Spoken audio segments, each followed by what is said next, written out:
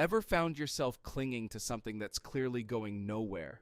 It's like you're trapped in a vicious cycle of self-sabotage, and for some bizarre reason, you just can't seem to hit the eject button. Deep down, you're aware there's a smarter, more effective path, yet you're stuck spinning your wheels in the mud.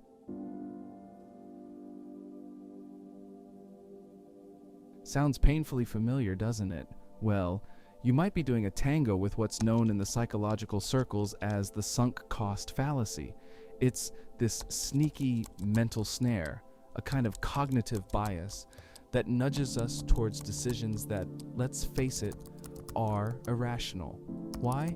Because we're too emotionally invested in the resources of time, money, and effort that we've already sunk into the venture.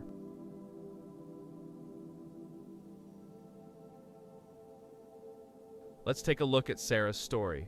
She's a college student, deep into a 2-year relationship with her boyfriend, Mark. It's been rocky for a while, but she's clinging on. Her logic? She's invested so much time, emotion, and energy into this relationship that the thought of it all being for naught is unbearable. Despite the glaring red flags, she keeps telling herself, perhaps against better judgment, that things will turn around. Now, picture this other scenario. You're in a job that's as stimulating as watching paint dry, and you've been at it for a solid 5 years. The pay is underwhelming, the workload overwhelming, and job satisfaction is a foreign concept. But there you are, day after day, because you've poured so much of your life into this job. You're banking on the hope of a promotion or a miraculous improvement in your work environment, clinging to a thread of optimism despite a glaring lack of evidence to support it. These situations are prime examples of the sunk cost fallacy at work. Sarah's letting her past investments overshadow her judgment, binding her to a decision that's not in her best interest. And you're in the same boat, paddling in circles.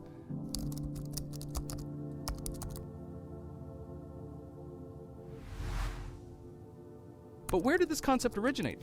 Enter Amos Tversky and Daniel Kahneman, 2 psychologists who first brought attention to this phenomenon in their seminal 1974 paper. They pointed out this quirky aspect of human behavior, our tendency to stick with a losing game if we've already invested significantly in it, completely disregarding how terrible our current and future prospects might look.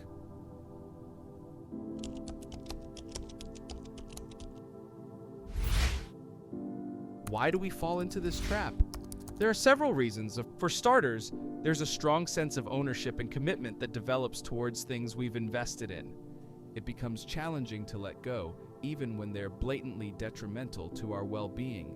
Additionally, humans are generally more motivated by the fear of loss than the prospect of gain. It's a hardwired survival instinct. Often, we tend to grossly overestimate the value of our past investments, which further cements our reluctance to walk away, making us feel like we're leaving a fortune on the table.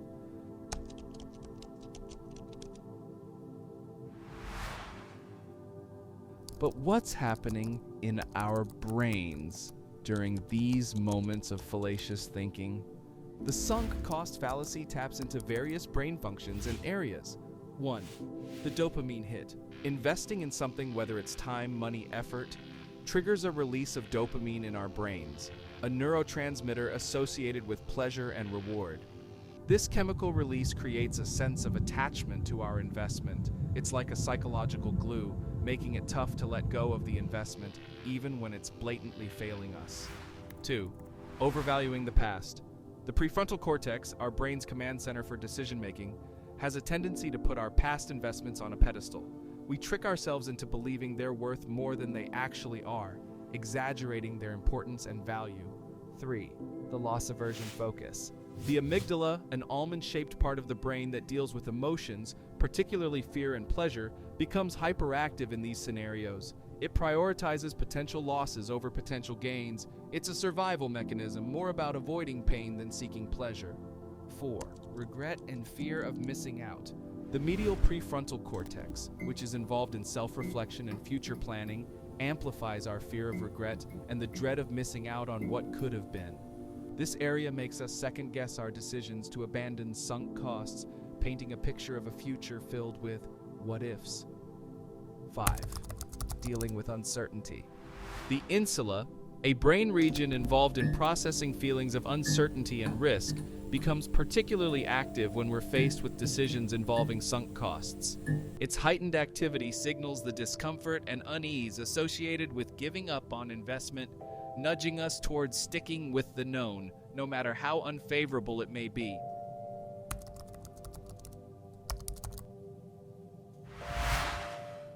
Imagine the sunk cost fallacy as being akin to stepping into quicksand. The more you invest, time, money, or effort, the deeper you sink, making it increasingly difficult to extract yourself. This mental trap can lead us down paths of suboptimal decisions in virtually all areas of our lives. We end up sticking with jobs that drain the life out of us, hanging on to relationships that have soured, or continuing investments that are hemorrhaging money. It blinds us to our true potential, hindering our pursuit of what we genuinely desire and deserve. Failing to understand and recognize this trap can be costly, not just in terms of time and money, but also in happiness and personal fulfillment. It's a significant barrier that stands in the way of living your best life. If you don't learn to identify and overcome this, you're setting yourself up for a never-ending cycle of poor choices, laden with regret and missed opportunities. It's akin to being shackled to a job you can't stand. You might feel secure in the short term, but in the grand scheme of things, you're anything but happy.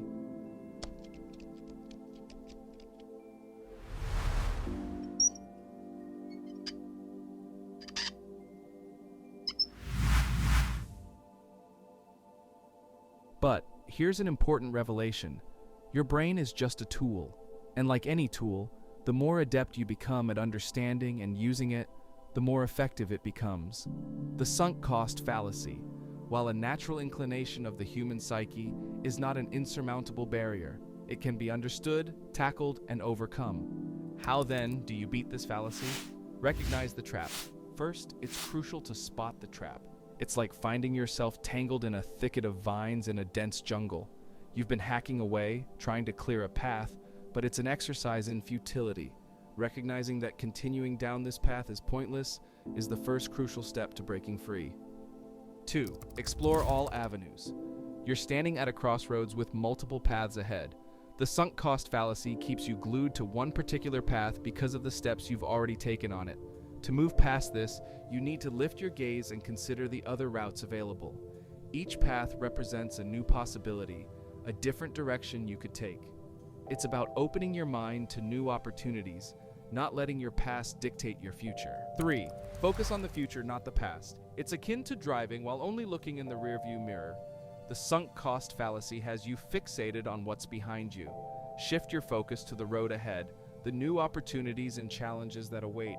It's about shifting your gaze forward, focusing on the future you want to create, not the past you're trying to leave behind. 4. The courage to let go.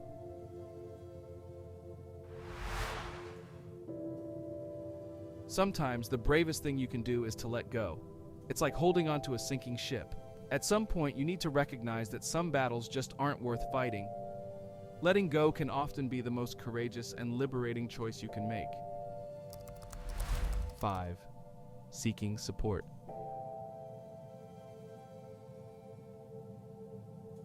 Imagine hiking a challenging mountain trail with a heavy backpack filled with unnecessary items. The sunk cost fallacy is like that heavy backpack.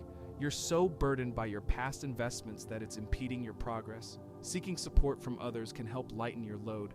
This could be in the form of friends, family, mentors, or even professional counselors. Their perspectives can provide clarity, helping you navigate the path ahead with a lighter burden.